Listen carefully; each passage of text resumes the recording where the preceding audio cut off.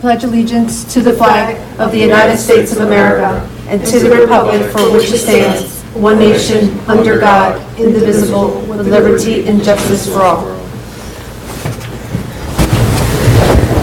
Madam Clerk, may I please have roll call? Roll call, Mayor Cubillos. Here. Vice Mayor Nickerson will not be in today. Councilperson Mathis is not here. Councilperson Dreher. Present. Councilperson Roman. Present. You have a quorum. Also present for the record, Christy Alou, Interim Village Manager, Janice Jacoby, Village Clerk, Erwin Williams, CFO, and Councilperson Mathis is also here. All right, thank you. At this time, we're going to move for approval of the agenda. I do have a couple of changes. Like we talked about a couple of meetings ago, we talked about following parliamentary procedure. So agenda items that have not gone through committee will not be discussed at a full council meeting. Therefore, agenda items H1 through H4 will be struck from the agenda and moved to committee meetings, which, if all goes well, should be next week to make up for the September meetings that we had to cancel because of Irma. Just a quick comment. We had added those items on a couple of things, right? Just in consideration of the timeline for the project for the septic to sewer conversion. I understand there's also, based on our conversation with our manager on Friday, there's an RFQ. There is also other documentation that at that time we spoke, and it was put forth in moving them forward in this agenda. If it does not go before committee, where the committee has had the opportunity to discuss it, to bring it to full council, it needs to go before the committee. Yeah, but this project, I'm sorry to come back again, this project has been being discussed in the last 6 months about the septic to sewer conversion. And it is just basically, and if I can elaborate on the 3 points, it's basically just one, accepting the grant that we received for the actual design phase, right, that we all agree to move forward with. And it's just, pretty much requesting to accept this. And again, there are some time components which impact some of the artifacts, the materials that made us qualify for this grant, and as well for the future. And there is a dependency. So if we move this back into the committees, as of today, we still haven't established any committee meetings. And as of my information, the next scheduled committee meeting, it's scheduled for next year. So for the Public Works. So in light of that information, that's why I included there. And again, there's time-sensitive information we need to move forward, and I think the manager can speak to this. Yes. From my understanding, the governor has pushed all deadlines back, correct? Yes, I was going to add that, yes. And I just sent an email. You can have a special committee meeting at any time. You don't have to wait till the scheduled committee meeting. We sent an email. I sent an email to the clerk a couple of hours ago reminding everybody that because of Irma, our committee meetings were canceled, and my recommendation is to have it next Monday or Tuesday, which is... Monday and Tuesday, yes, I already sent it out. You probably haven't had a chance. At that point, I think there needs to be full discussion, so if the committee has any questions, we can be able to ask them, and then they can move it to the October agenda.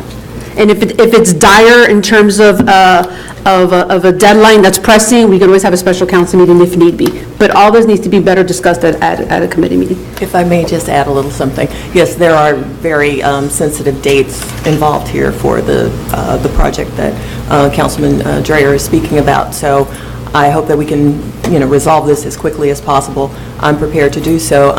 So if you will schedule it Monday or Tuesday, then we'll do what we can to solve this issue. Public Works. Oh, we Monday. Yeah, but sorry if I come back again. So if we're looking for next Monday, that's going to deter us back to a month, which is in the next October committee meeting. No. When is the next committee meeting? I'm sorry, next week. But then it has to go to approval to the next council meeting. We can have a full council. We can have a special council meeting once. If the committee feels that it needs to be heard at a special council meeting, we can have this council meeting the same week. Yeah, but it has to go through committee. The same week we have the same committee meeting. If we have enough time to notice, we can do it the same week. All right, being that the case, if we can have, that's committee meeting, and I'm sorry, I'm just trying to get things in the right direction here. If we can have the committee meeting then that's scheduled for next week, and if we, due to the, time-sensitive information, if You're we the chair. It's your we can committee. request a committee meeting, council meeting the same week to move forward with this. When is Public Works, Monday or Tuesday? Monday. Monday. All right, so And then on Thursday, we have the hearing, and then there's Okay. a- And then Complete Care IT is going to admin and finance? Is that what you, okay. Yes. All right. So as a result, we are striking H1 through H4 from the agenda.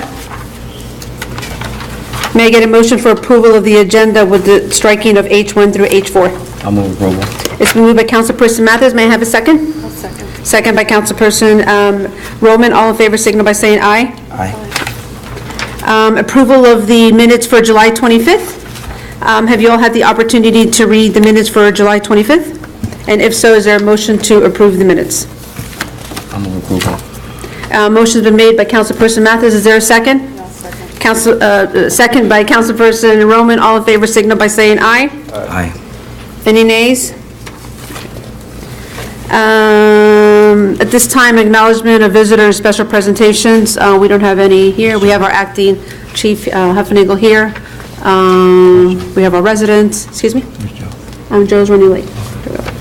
At this time, Good and Welfare, if you would like to come up and say anything at this time, you have 3 minutes. Come up and ask us anything before we get into our 2 resolutions. Yes, please.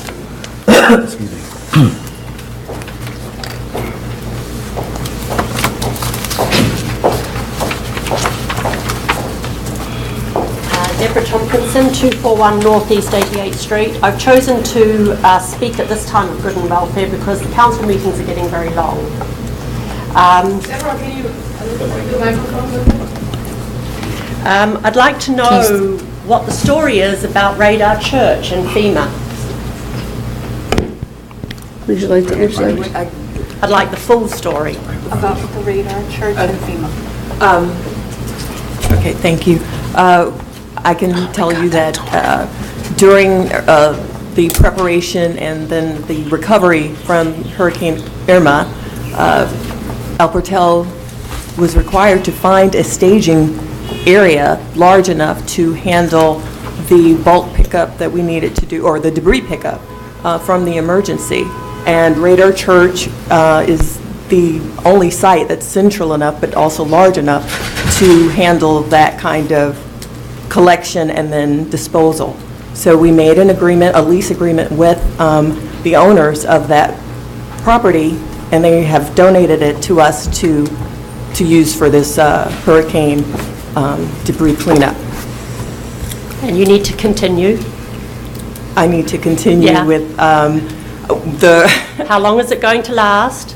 we are expecting it to be 1 month. 1 month. 1 month, yes. And I can tell you, just based on some of the progress that has happened, I mean, we've selected the management site, which is the church. We've applied for authorizations from Miami-Dade Emergency Management and the Florida Department of Environmental Protection, and they've certified the location. The trucks have been certified to begin their hauling of the debris as of the and they started that today. We began removing all of the limbs. We've done our second round. We're continuing on phase 2, which is the cutting of that of trees and canopies, and we've pretty much finished the first round of debris removal from in front of the homes, off the streets. So the site is going to look like that for just a moment. We have hauling capabilities already. We've already gotten those pieces in place, and we're moving ahead. Actually, we're a lot ahead, far beyond what other municipalities have been doing in the Hurricane Irma recovery. How much are we being charged? Well, we don't have all of our funds in now, but we have allotted $500,000 for this cleanup. From the village, out of the Yes. village funds? Yes, we have. How are we being charged by the contractors? They are giving us industry rates. We do have some invoices in already, and, I mean, I have that information for you if you'd like. I'd like copies of everything, please, thank you. Well, you can, if you wouldn't mind stopping by my office tomorrow, or I can get them to you. I stopped by your office on Friday and you didn't acknowledge me. I didn't see you, I'm sorry, I didn't know you were here. You had to sign a piece of paper on my behalf. I don't, I'm sorry, if I did, I didn't know that there was a visitor, no one told me someone was here to see me. Right, all right. So I'd like also a copy of the license that you have with FEMA, with these contractors. I'd like a copy of the insurance that these contractors hold. I have spoken with the Governor Scott's office. I know what I'm allowed to ask for. Okay. We have all of that. Also, I'd like to know what made you decide on the radar site when we have the Horace Mann site? Can I intervene for 1 minute? How are you doing? Nice to see you, Helen. No one wanted Hurricane Irma to ever come to Miami. Allow me to talk about Helen, I'm going to talk about what is happening now. But if you allow me the opportunity, like we've allowed you for more than 3 minutes, you're going to allow me, please have an opportunity. Selecting a site in El Portal, as you can imagine, is not easy because we're not very big.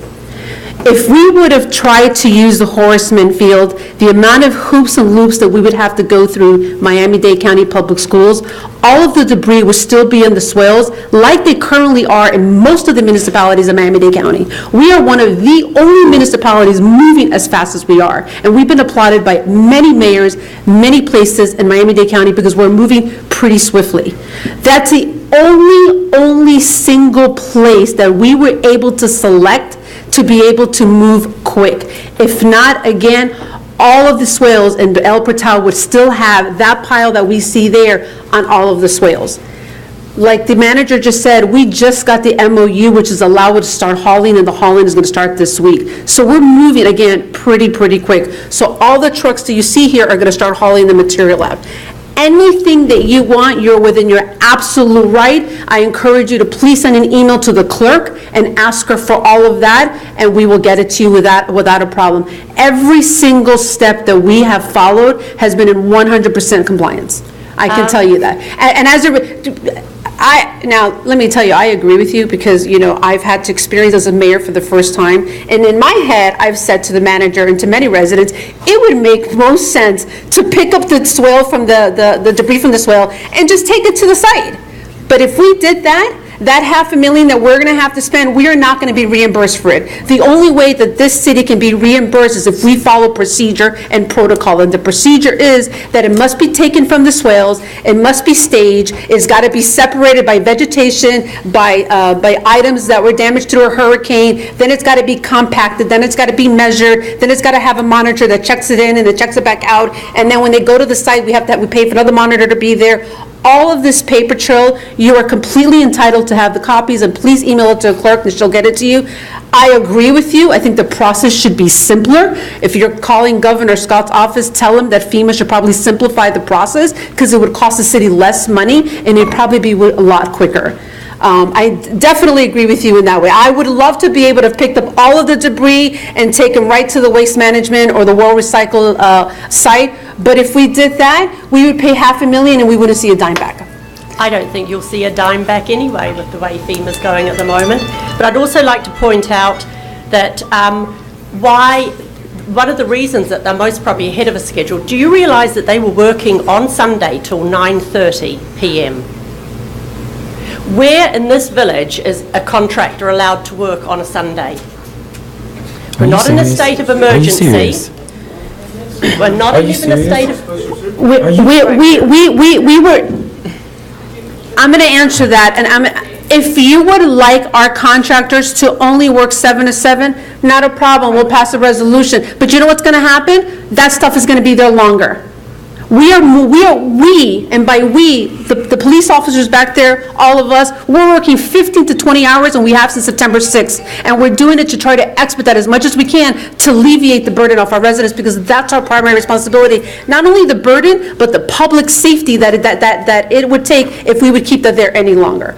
If you would like a contractors not to work, I'll ask the council, we'll pass a resolution, we'll stop it at 7 o'clock, but please understand that by doing that, you're limiting their time, and that this is going to just take longer. I don't think it's unfair for someone who lives right in the heart of what is happening to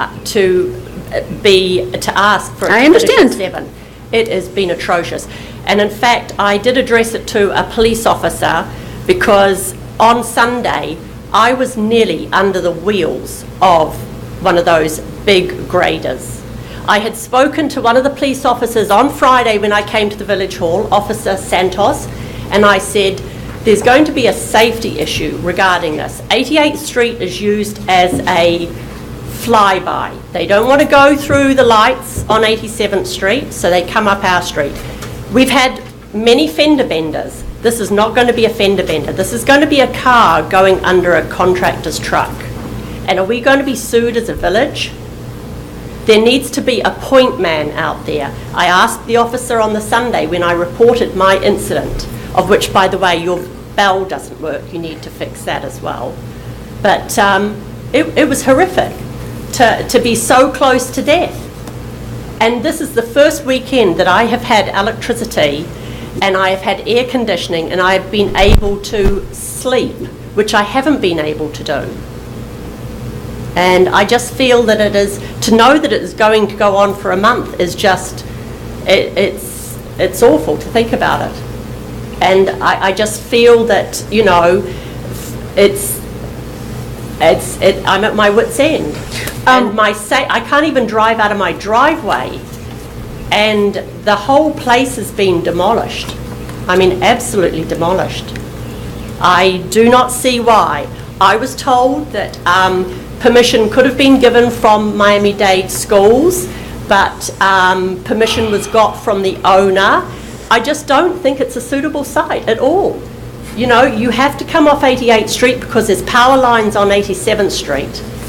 I mean, we've had men defecating and urinating until they brought the toilets in. I have a teenage daughter. This is not what I want to experience. It's been absolutely horrific. And also, I think you need to check your invoices because you're getting charged when you come in and charged when you go out. I've watched them. They hand over a bill, the truck driver drives in, he hands over to the bill, which is maybe the process that you reported. Right. Maybe it's a weight thing, I don't know. But it's definitely a record of whatever. And I'd just like to know who the contractor is. To know, I'd like to check up on them. Find out, you know, do they have a safety record or anything? Okay. Do they have any violations? Right. You know? And we've done that due diligence as well as FEMA has done that. They are authorized to do this work. So if you will make that request to the clerk, then we'll provide all of that documentation to you. I have it and I'm willing to share that with you. And if you came to the village hall and I was here, I did not know, I was not made aware of that. You had to sign a piece of paper on my behalf. And you walked through the office. Well, I walked through the office because I was and I probably took the doing day something. off work. I did not know you were asking to see me. I was had no told idea. that you were busy. Well, I wasn't aware of that, and if I was, I would have certainly come by and said something, but if I walked through, I apologize. I didn't know that you were waiting for me. So I can take it that there will be no more business as of a month last week No, in Radar no, Church. no, we can't be. You just told me it was going to be a month. She said, Guess what, Barbara? It could be 3 weeks. I'm not Barbara. I mean, I'm sorry, Barbara. It could be 3 weeks. It could be 5 weeks. The one thing I am going to, my takeaway from what you've said, and there's validity there, is safety. So I am going to ask the manager if she can sit down with our acting chief and maybe assign a police officer there. I was there late last night. I spoke to your neighbors. I spoke to Amy in Great Length. I spoke to Joni in Great Length last night. I did not see you. You were not there, but I did speak to What them. time did you come last night? I was there from 6 to 8. I was home. No, I was there for 6 to 8, and I talked to Amy for a long time. She shared some of her concerns. I was able to answer the back. She works in Miami Beach. She even was one of the says that she was pretty, I don't think she used the word impressed, but by how quick we're moving. And I spoke to Joni, and she appreciates she doesn't like the mound either, but she understood the process. And she said this is not the first process that she's gone through, but that she understood it. They didn't bring up the public safety, but I can see that because I was there and it's dark.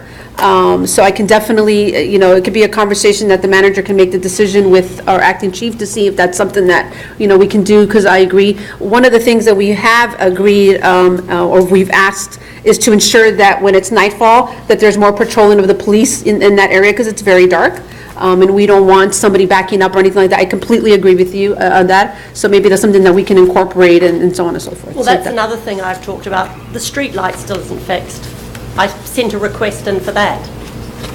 Did you send a request? Yeah, and the code enforcement came round and acknowledged But the who did, email. that's a committee meeting, but who did you send that I request to? sent it to the village manager and I sent it to the code To enforcement. the current village manager? Yes. Okay. And we did contact FPL, Okay. and they came out and fixed it.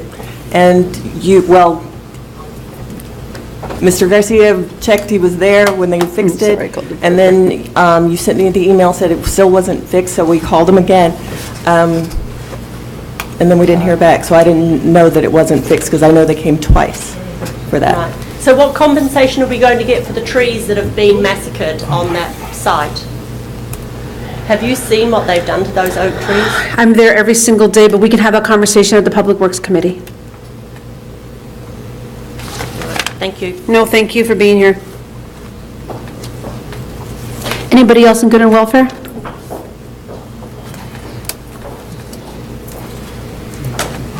On a brighter note, I'd like to congratulate you guys for moving as fast as you did to remove all this debris. And in my neighborhood, if it takes you 7 days, a week, 24 hours to remove as quickly as possible this debris, I think that we are for it. Thank you. Can you state your name and address for the record, My please? name is Kone, and I live at 173 Northwest 89th Street. Thank you.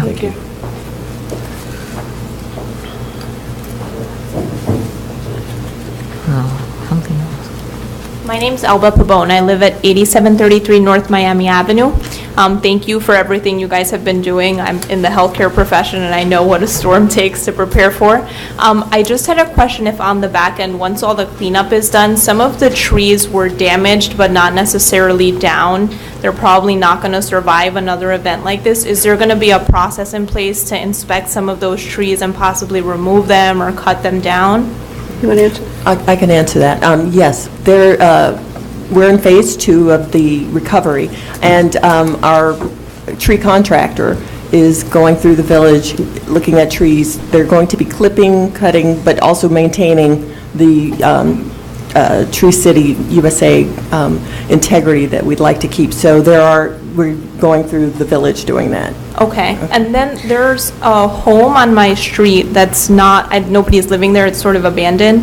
There is a tree down on top of the home, but there's a pool in that yard that there's been sort of a mosquito issue there. Is there a plan for those homes to be cared for? What's the or- address? If you can email those, if you can give us the address in the event that we forget, we don't want to forget, Right. but email the manager tomorrow Okay. or tonight, so that there are times that we do the route with the contractor, and Barbara Fuchsel has actually volunteered to do some of to make sure that we're keeping our canopy intact, so she's already met him as well, being our Tree City USA chair. So please send us that address of the tree that's halfway down, number one. Okay. So that we're aware, because we might not have caught that, especially if it's in the backyard or it's on the swale, Right, of course. Many I see better than 2 or 4. Perfect. Okay.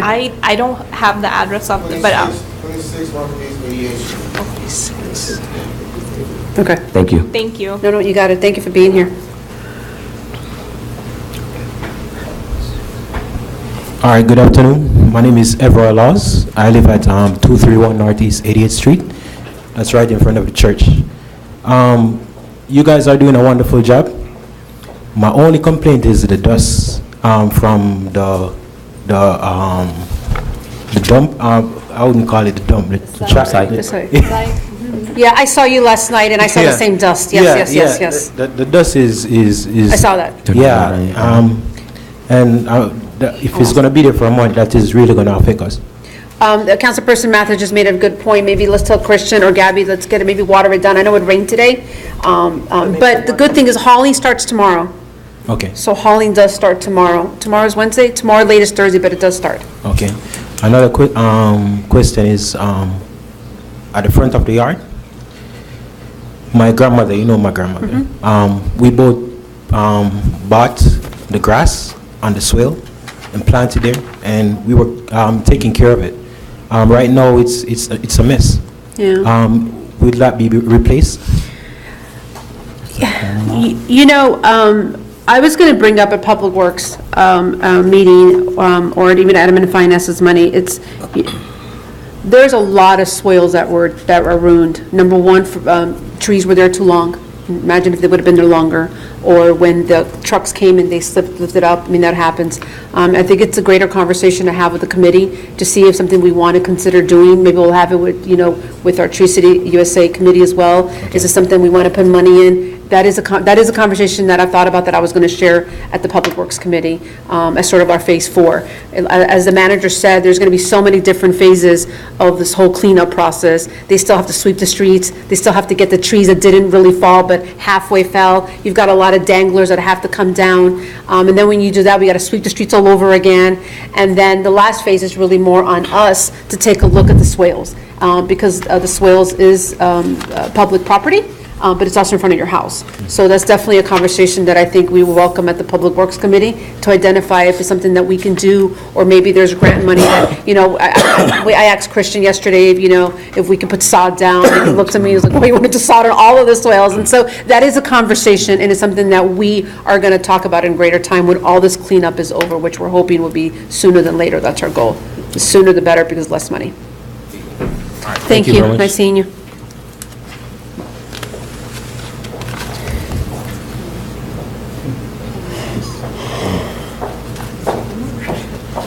I have another quick question, but don't panic. It's my bulk pickup tomorrow, and I've got nowhere to put my bulk pickup.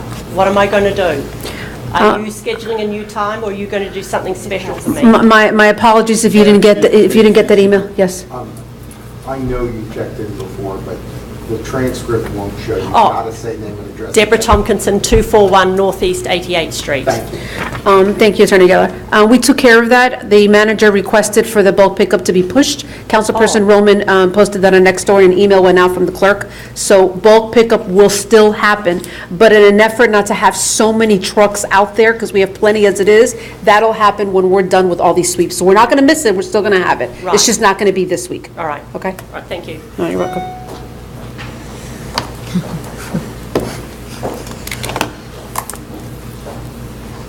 Good evening. Vincent Biscom, 135 Northwest 89th Street, El Hotel. I would like to congratulate the mayor and the council for the work they have done so far, and particularly for the installation of the new trees along our streets. A lot of them have survived, which I was very thrilled about, because I got out of Dodge and went to Tennessee, and I had no clue what I'd find when I got back. So I was quite thrilled to see that everything was basically intact, a lot of fallen trees, a lot of broken limbs, etc. But the other thing I wanted to point out, because I've done that sort of work before with the Corps of Engineers, the most prudent site is the Radar Church. It's paved. In addition to that, the loop, the hoops you'd have to go through with Dade County Public Schools, plus the kids are back in school already. Okay, so imagine that site with all those trees on it, and the kids having to, put up probably another temporary fence to keep them out of the area, and that entire field would be, chewed up with the wheels, et cetera, et cetera. So, unfortunately, it's an inconvenience right now, but we'll all be thrilled when it's all done. But the Radar Church is the prime location and biggest paved location for the staging area for all the debris. And there is a process. FEMA has a process that tickets have to be written, the trucks have to be placarded, okay, and the weight of the trucks is, the capacity of the trucks is also written on those tickets. So I know the process quite well because I did it in New Orleans and I also did it in Haiti.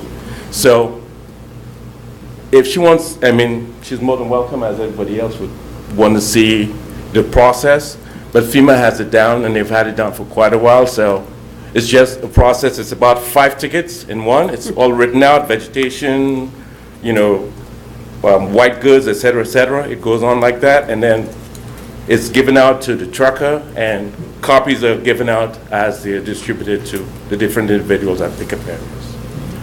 Thank you again for the wonderful job that you've done. Thank you, nice seeing you. Sharing that. Anybody else in good and welfare? Barbara Fixer, 220 Northeast 85th Street. I'm going to say most of the things on next week during the committee meetings. I just wanted to say to Deborah that I was actually quite happy, Deborah, that actually the radio chairs was chosen and not Horace Mann, because what was already just mentioned, we would have to replace the sod on all the field. That would have been very expensive and made a really big mess. So to clean up the parking lot over there is relatively easy, and it is as dangerous over there than it is where you are. And if I could change with you locations, I would, because I do think that the cleanup is going really fantastic. So, I mean, there's some hiccups. I called the mayor on Sunday, and she actually came because we had a problem, but, and I contacted you as well.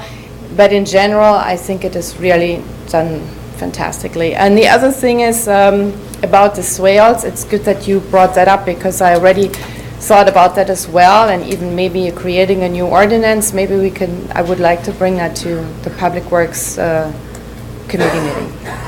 Okay. Thank you. Thank you, Barbara.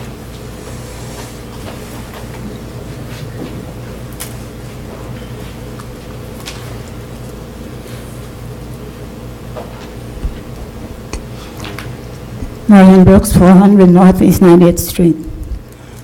I don't have much to say, but I would really like to congratulate you all for the fantastic job you have done. This was a trial for you, Claudia, big time, and I think you handled it very well. I have one problem as to why we didn't have electricity for so long and all of you had electricity, to the point I had to get up and leave. I went to New York to my home. I just came back last night because I couldn't take it any longer. But you did a fantastic job. Thank you. Thank you. Anybody else for good and welfare? Okay. Oh, Dr. Ward, yes.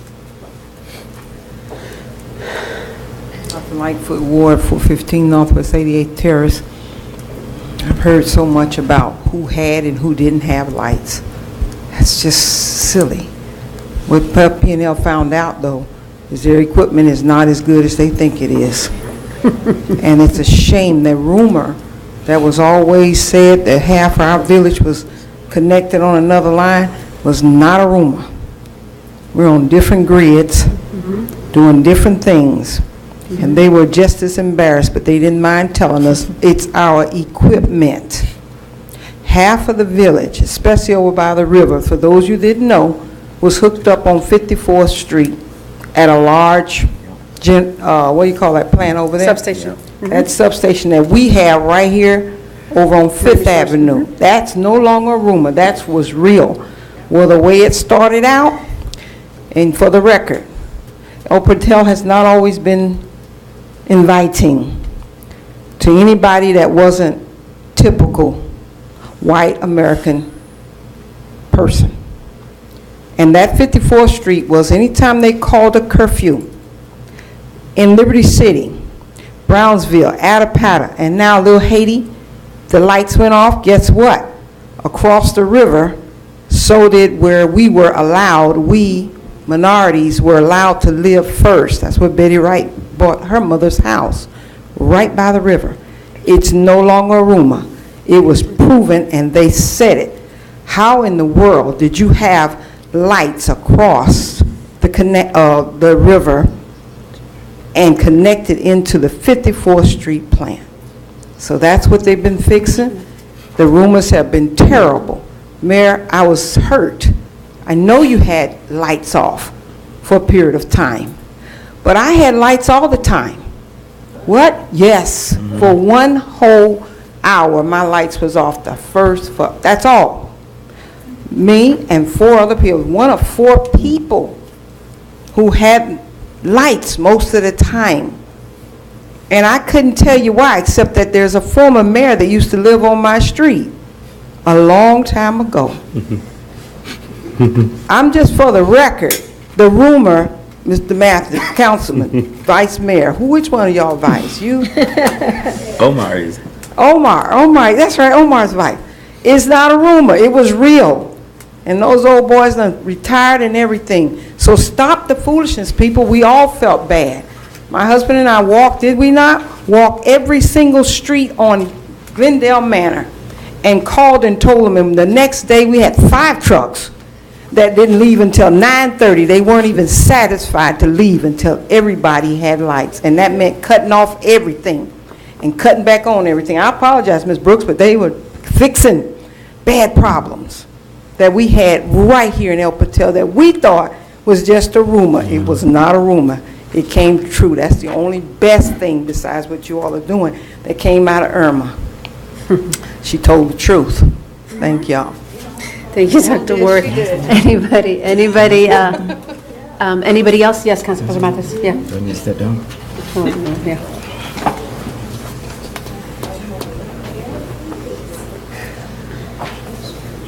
Harold Mathis, 420 Northeast 90th Street.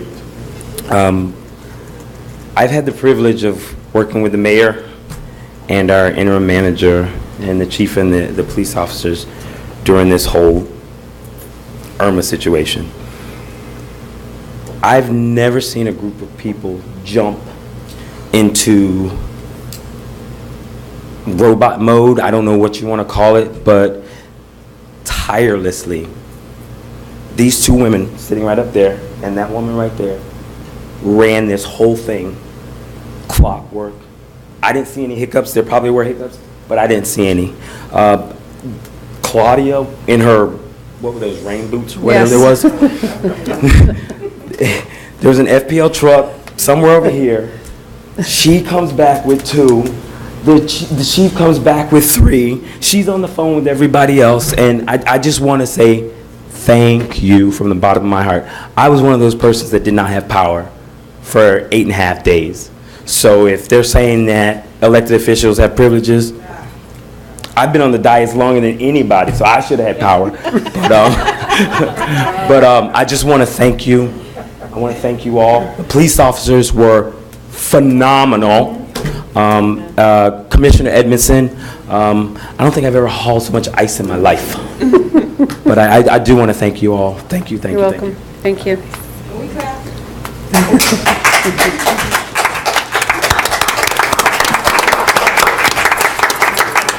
And I'm going to go into a little bit more in my mayor's report, and I believe the manager is too, from sort of the operations perspective. So we're going to cover that a little bit. So, but thank you very, very much.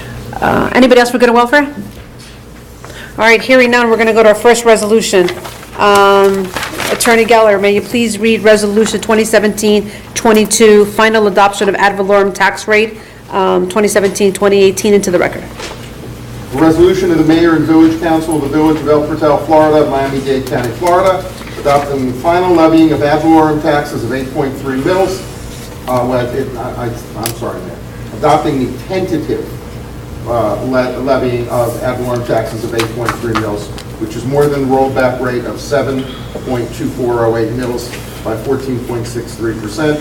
The Village of El Portal, Miami-Dade County, for fiscal year 2017-2018, providing for incorporation of recitals, providing for an effective date. That is the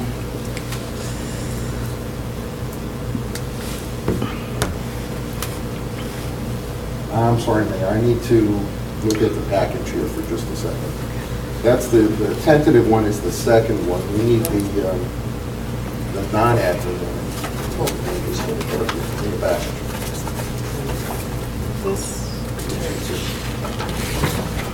The non-ad valorem?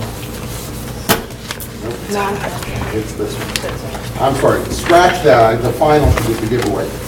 A resolution of this is properly 2017-22. A resolution of the Mayor and Village Council of the Village of El Patel, Florida, of Miami-Dade County, Florida, adopting the rate for solid waste and recycling services in the Village of El Patel, as indicated in Attachment A. Proposing solid waste and recycling assessment for property located within the Village of El Patel for the fiscal year beginning October 1st, 2017, approving the rate of assessment for the budget for fiscal year 2017-2018, and directing the village manager to forward a copy of this resolution to the Miami-Dade County Property Appraiser's Office, providing for incorporation of recitals, providing for an effective date.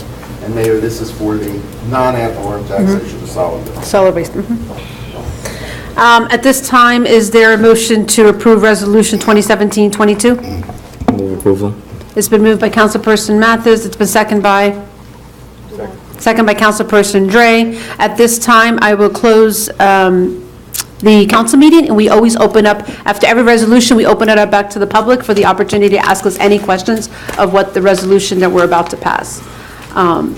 We can also, just for a little bit more, for those of you that haven't been here regularly, all we're passing tonight is our millage rates and our waste, which is our non-ad valorem. We still have 2 budget hearings where we go through the entire budget, and those budget hearings are going to be October 5th and the 16th. Am I correct? 5th and the 16th. They will be publicly noted, and then you all will be receiving an email as well. So tonight, we're just approving the non-ad valorem as well as the millage rate, which we must do.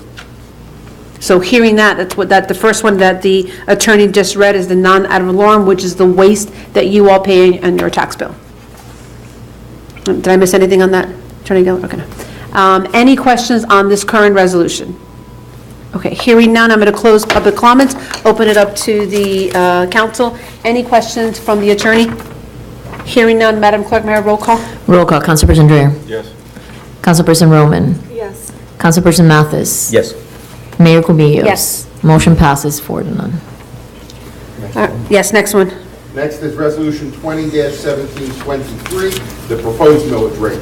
Resolution of the Mayor and Village Council of El Patel, Florida, of Miami-Dade County, Florida, adopting the tentative, it should be proposed levying of ad valorem taxes millage rate of 8.3 mils of ad valorem taxes for the Village of El Patel, Florida, and in accordance with the Charter Section 4.05 for the budget for fiscal year 2017-2018. The first budget hearing will be held on Thursday, October 5th, 2017, at 6:30 p.m. And the second and final budget hearing will be held on Monday, October 16th, 2017, at 6:30 p.m. at the Village Hall, 500 Northeast 87th Street, and directing the village manager to forward a copy of this resolution to the Miami-Dade County Property Appraiser's Office, providing for incorporation of recitals, providing for an effective date, and it provides that the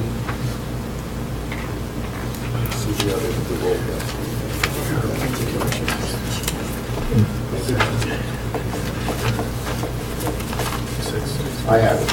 You have it? Well, I don't know that. It's been noticed already. yeah, I've got it. Ask if it's been noticed. Has it been noticed yet? How much hearings have been noticed? Okay, So when I call for comments, just make a comment. To the record.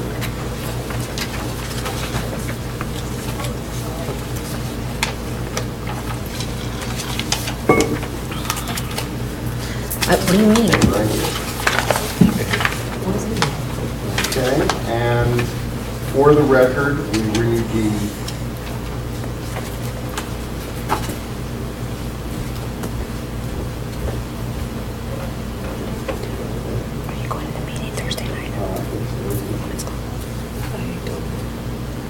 Thank you, Madam Clerk. For the record, the proposed millage rate, as we said in the title, is 8.30 mils. That is more than the rollback rate of 7.2408 mils by 14.63%. Okay. At this time, is there a motion to adopt the resolution as read by the attorney? I'll move. Just a quick Yes, Councilperson Dre. Just a quick note here, it says 6:30 PM for both dates, October 15 and October the 16th. Could we schedule at 7 o'clock and move it just half an hour later? That's the only comment, just to Oh, we can't, because it can't. There's nothing that, the only requirement is that they be held after 5. The 6:30 PM time is because frequently those are done prior to a regular council meeting usually for the second and final budget hearing. But neither of those is opposite the same night because of the reschedule of a regular meeting. So there's nothing that would prohibit you from changing the time. Great. I'm okay with it. Anybody else okay Thank with you. it? So it needs to make a motion with the change of the times. So go ahead. I would like to make a motion to amend the times for October the 5th and the 16th to change from 6:30 start time to 7 o'clock. There's a motion made by Councilperson Dre changing or amending the time on October 5th and October 16th from 6:30 to 7 p.m. There's a motion on the table. Is there a second? Second. Second by Councilperson Mathis. At this time, I will close the council meeting and open it up for public comments. Mayor, you should Vote. please take the amendment first, since you got it on the table. Okay. I did take the amendment, though. Okay. I did, okay. And just for the public to know, our millage rate has been 8.3, and we have not raised the millage rate in 4 years. It's been consistently at 8.3. Any comments about this proposed millage rate? It was received on your trim notice, okay. Hearing none, I'll close the council meeting, open it up for the council. There is a motion to accept the resolution, the amended resolution, changing the time from 6, to amend the resolution from 6:30 to 7. Madam Clerk, may I have roll call? Roll call, Councilperson Dreyer. Yes. Councilperson Roman. Yes. Councilperson Mathis. Yes. Mayor Cubillos. Yes. Motion passes 4-0. And now may I get a motion to a motion for the resolution as amended? You don't need another motion, you have it on the floor. Okay. So all you need is. A roll call. Well, yeah, Was there a no. motion, Madam No. Clerk? No, she didn't get to the No. motion. Didn't get to So a the motion for the resolution as amended. May I get is there a I motion. motion by Councilperson Mathis, is there a second? Second by Councilperson Roman. Madam Clerk, may I get roll call?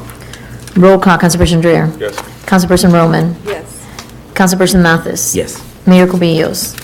Yes. Motion passes 4-0. And again, those budget hearings are going to be October 5th and October 16th at 7 p.m. If you are new coming to the meetings, please put your email address and the clerk will include you on Army email list. At this time, we're going to go right into, what, Lester? Oh, at this time, we're going to go right into committee reports. First up is me for the mayor's report. As I mentioned earlier, the mayor's report was going to be dedicated predominantly to talk about Hurricane Irma and, sort of what's happened since since Labor Day. In my opinion, it feels it's been one long day. I can't really tell if it was Monday, Saturday, or Sunday.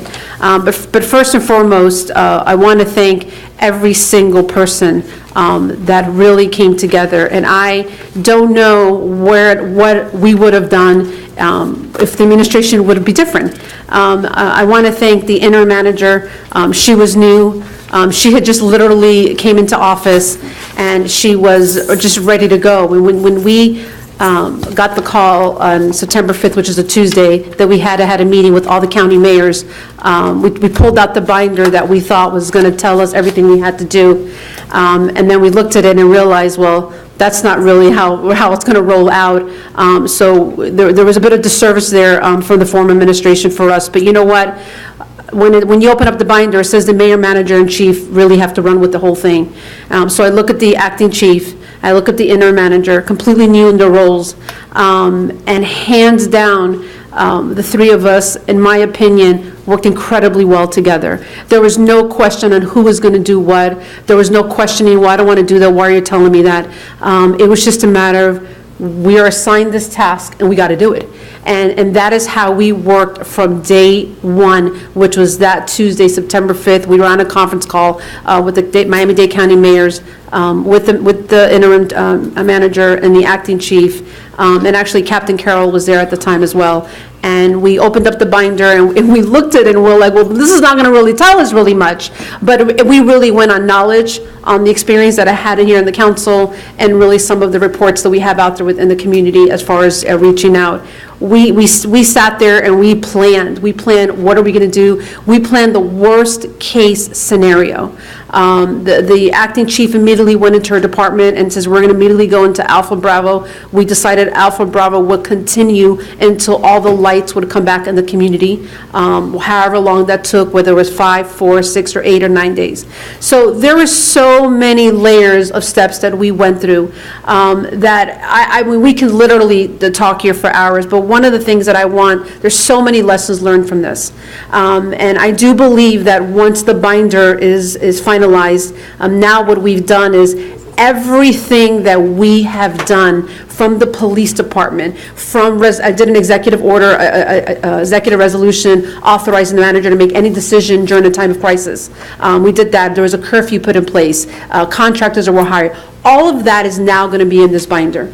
You know, what is expected out of the council? You know, I want to thank the council because if I would have been a commissioner and the mayor sort of ran everything, I'd be like, what am I supposed to do? Well, that needs to be in the book too. But there was nothing of what they were going to do. We didn't have internet. The manager had to just act and go. So I want to thank the council for entrusting us and allowing us to just do it and not really questioning the authority or how we did it. And believe it or not, that helped. Because if there would have been concern or any of that nature, then you don't allow the leaders to do the job. And one day, maybe one of you are going to be in that role and hope your commissioners will treat you the same way. You have to trust your leadership and know that they're going to do what's best, not for just themselves, but for the greater good and for the entire council. And I wholeheartedly, I feel incredibly blessed to have been in the company of 2 other women who truly shared the vision, who truly worked really hard, and every single police officer no one complained about what we were doing. We just did it. So I do want to applaud them. I asked the chief that they need to be recognized when all this is over. So when it comes to the emergency preparedness, again, there's so many lessons learned from it.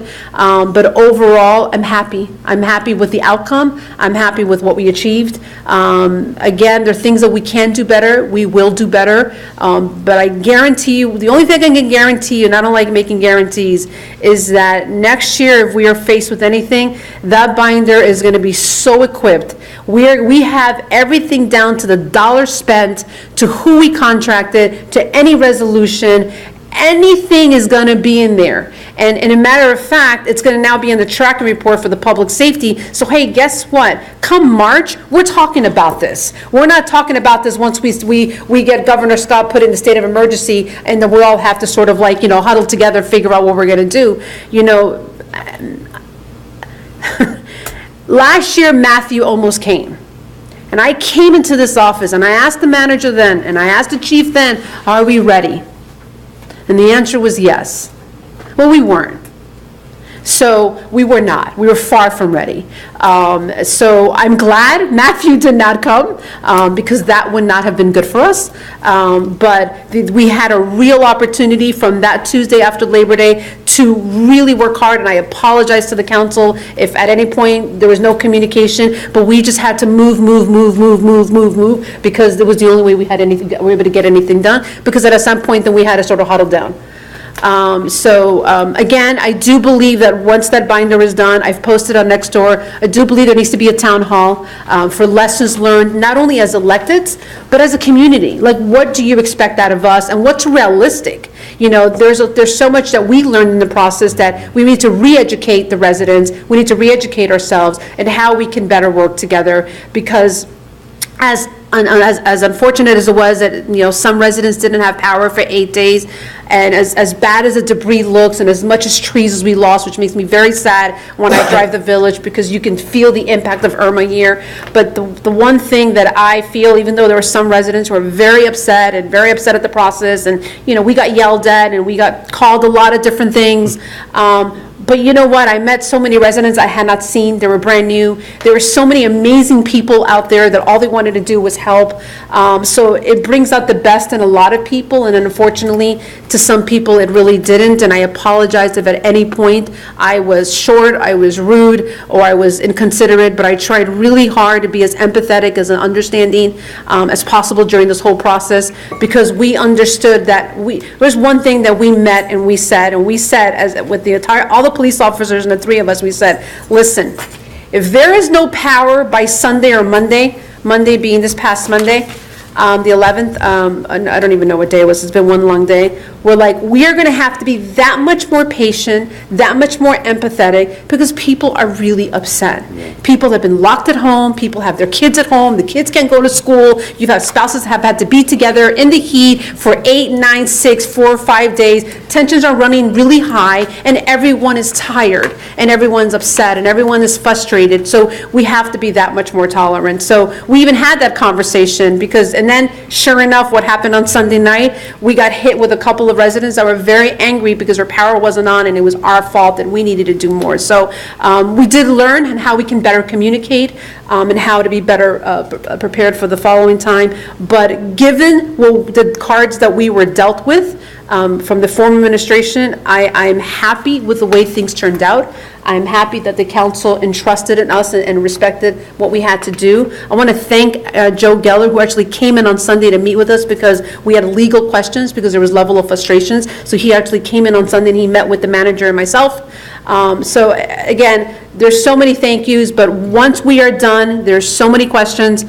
We will have a town hall, not only for internally for us, to have a better understanding of what happened, what we can do better, what our roles are really going to be like if this ever happens again, but really for the residents and re-educate on what's expected, like what happens and what are we doing that you may not see we're not doing anything, but what are we doing to prepare for this. And after we have those lessons learned town hall, there needs to be a best practices amongst us, so that, one thing is having a binder, but the other thing is actually making it come to life and what that really looks like, because there's so many health hazards, there's safety hazards, there's some things that came up along the way that I felt pretty good with the solutions we came up with, because at the end, every decision we made was for the greater good. It wasn't an individual, it was never an individual decision, it was always a decision for the greater good. And all the police officers, the acting chief, the manager, and myself, I think somebody mentioned it before, we left our homes, and one resident asked me, what do you feel from this whole process? And I said, you know what, and my husband can vouch for me, he was in the audience, I love El Portal, because I gave up my whole life because I knew that I was committed to the village. I gave up my business, I gave up my home, I gave up my husband, my dogs, because my priority and my commitment was above all to the village. And I knew that I would not let this council down. I knew I cannot let the manager down, who was new, and the acting chief, who was new. So I say to my fellow commissioners, it's a role that it's a role that you have to take and you have to understand, but you have to really love what you do and you have to have real heart and passion. So if anybody asks me, I said, besides the fact that I learned tremendously from it and I felt great about the team, you have to really love your town and you have to believe in it, because you're going to give it all you got, and no matter what you give, for a lot of people it wasn't good enough. So on that note, I want to thank every single person. Again, I want to thank the council, the manager, my attorney, the acting chief. I want to thank our clerk, who had to evacuate, who house flooded, but she still came in and had to do an executive resolution. So we all played a role, and we all suffered through the process, and we all had our own losses. And to all of you who had more losses than we did, we are sorry. We tried to do as much as we could, but we can always be better, and the only way that we're going to make us better is if you tell us how we can be better.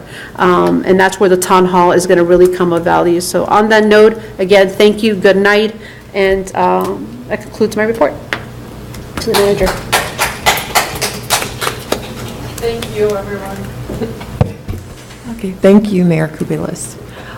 This is my first manager's report, and I hope you all will bear with me because I got a lot to say about Hurricane Irma and just the preparation and recovery. I mean, that really did take over the entirety of my 1 month with the village of El Portal. So we're back to business as usual. We're ramping that back up as we continue to do recovery, but in time, and I think it won't be much longer, we'll be back at full speed and addressing all of our needs here in the village outside of the Hurricane Irma recovery. So since Tuesday, September 5th, the village administration and the police have been making ourselves hurricane ready and working through the recovery. We had a very skeletal preparation binder in place that really didn't give us a whole lot to work with, but we made do with it. And within that binder, I mean, it's, I think it was outlined from the Miami-Dade County emergency plan that specified an emergency response team be the village manager, the village mayor, and the village police chief. So we worked together, the three of us, and worked with our existing contractors to kind of get emergency things done, like large trees out of the street. I mean, I remember one Saturday afternoon, I had to contact our tree contractor, Big Daddy, to come get a big tree out of, 87th Street. So, I mean, it was a crazy time and a learning experience, but, I mean, one, I think, was a great jumping start for me as the interim village manager, because it also allowed me to meet a lot of you and to get to know El Portal, at its, scariest moments. But I also got to see residents come together, and of course the council and the people we work with really come together for the village. So we worked very hard to secure a disaster consultant, because as you know, this costs a lot of money, and we're a little village, so we want to make sure we are accessing all of the local opportunities as well as federal. And so we did hire a disaster consultant who luckily had already worked with Village of El Portal during Wilma. They are the Disaster Program and Operations Incorporated. It's a consulting firm that handles FEMA-compliant disaster planning and recovery. And so we've been, I'm going to tell you, there's a lot of paperwork involved, and we are doing everything. We're dotting every I, crossing every T, because we want to make sure we get every reimbursement that is due to us. So we like the work that they're doing so far. They have a great reputation, and as you see, we're ahead of the game, ahead of a lot of other municipalities. I mean, even ahead of the county. So for that, I think we're doing well, and we chose well, even in that emergency situation of trying to find a consultant at the last minute.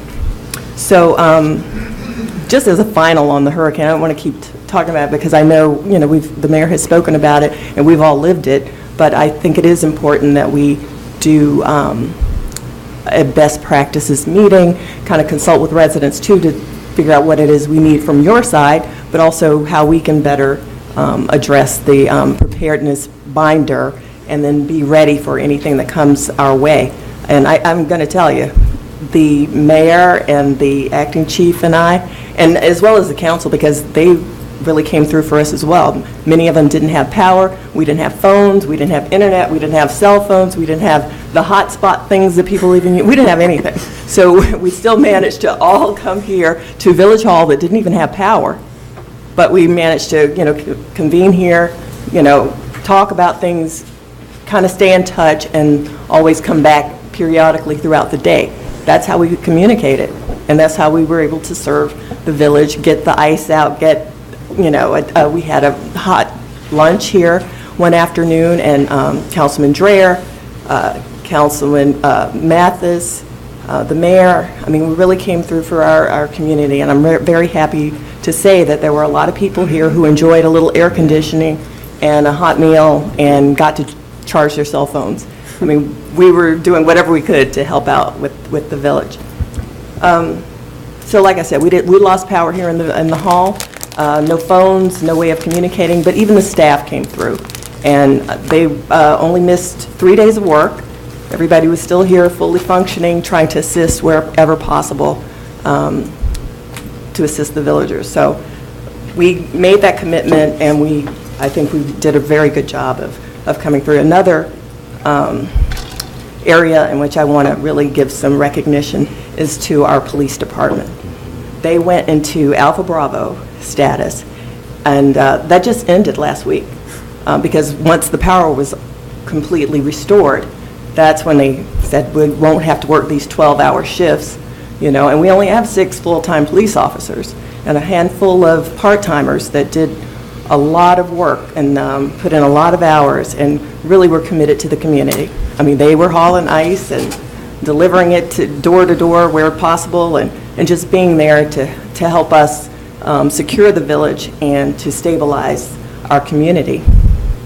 So I want to commend their efforts, and they did work long, hard hours. And I hope that we could do some kind of recognition for our officers, and maybe we can work together with the Public Safety Committee in planning something very special for them, just because of that personal commitment. And every day I came in here, they were all smiles. They couldn't do enough for the resident.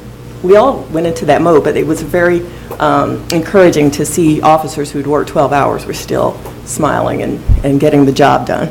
So I hope we can plan something like that. But since we're talking about police, I'm going to move on from the Irma discussion, and I want to just make us all aware about some things that are coming up, because the minute we got the power back, then we get a visit from the Florida Department of Law Enforcement, and so we have a computer situation. And I want you all to just be aware we've got to make ourselves compliant with the requirements of the FDLE, because you know, we want to ensure our police officers maintain their access, but we have some compliance issues in terms of just the village hall being secured. So we're working on that. You all will be contacted from Chief Huff-Nichols' staff in terms of getting some clearances and getting computers encrypted and you know, secured. So that's something we're working on, because like I said, we're back at full, well, now we've got to be back at full speed, so that's one of the big issues we'll be working on. And another thing that's coming up is, you know, our staff continues to assist residents with their needs, but we have, you know, code enforcement issues and permit, you know, that's going on because everybody's rebuilding. And so our staff is, you know, working on that and doing site visits and scheduling inspections. And I know we did that even during, you know, the worst time of the hurricane recovery. So we will continue to do that, and we hope that residents will do their rebuild or repairs in a way that is so we hope you will get your permits and do it appropriately, so that, you know, we don't have any issues later on down the line. And over the coming weeks, we will be reviewing just the fee schedules and things like that. So I'll keep you informed on that as well. And probably we'll talk about that in committee.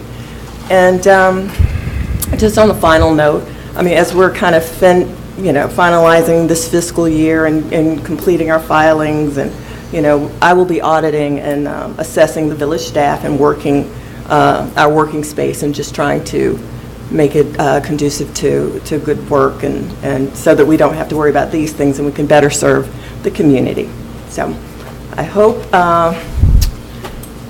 hope you've enjoyed my first month here. I have, and I hope that you will know that you can come to the office and meet with me if you let me know you're coming, or if you let someone here know you're here. I will definitely entertain any discussion, because I think it's important that residents have a voice here as well. I mean, it's your village, so I do want to hear what you have to say, and we can work together in initiating new things. So that's it. That concludes your report? That concludes All right, good my job. Thank report. you so much. Committee reports. Omar Nickerson, Public Affairs is first. Chairperson Vice Mayor Nickerson is not here. Again, I think as we mentioned earlier, we've asked for all the committees to be rescheduled, and I'm really hoping that every commissioner can do it, because there's a lot of issues in every committee that we need to talk about. So Public Affairs would be next Monday at 6:30. Correct. At 6:30. Councilpersons. Public Works Chairperson Dre. Yes, just want to reiterate what our village manager said. I just want to thanks to the police department, Sergeant, Ronnie, and throughout the entire Irma situation, we spoke on, whether it was on a other day and she kept me informed. I as well made myself presence here. I entrusted our mayor, our village manager to run everything. It was, I gotta commend you guys on that great job. Thank you. So, again, our village manager being new, probably 2 weeks into the position, there was a lot on your plate, so I commend you on that respect. So, my kudos, especially to that. I myself, I try to get myself involved. I know we have our Florida Sunshine Law, whether it was emailing our FP&L contact account manager to make sure we had our village up and running, knowing that we actually had a police department here, which apparently that was something new to the account manager. That helped as well. I also received some concerns from our residents regarding some tree trimming, contacting as well the FP&L account manager just to make sure that they know that we are Tree City USA.